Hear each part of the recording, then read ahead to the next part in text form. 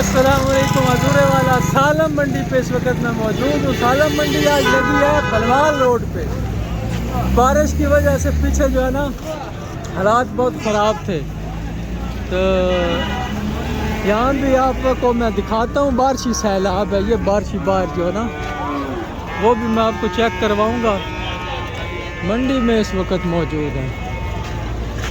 हाँ जी सुनाओ। मानी साहब आए ने अपनी गां लैके जी बेचन।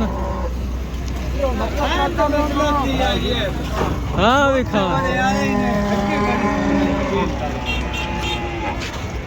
हीरा हीरा नींबू ना किल्ला तक ही होएंगे इतना नहीं हुआ तो दो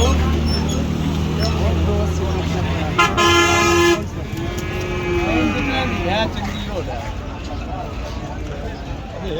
अच्छा हाँ खाना दूध डाली यही का अच्छा कोई दूध को ना झगड़ा कोई नहीं सिया किया सब बात सवाई कोई क्या ध्यान रखिए फोन में वो ना तो आधा बड़ा सवाल है।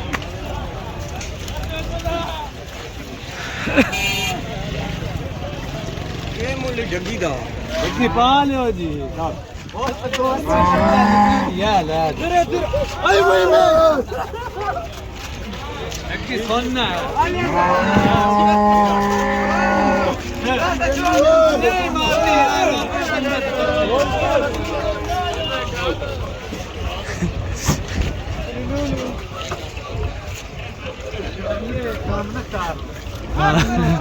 ए शोदा कीता है मानिया धुप निकली आती है।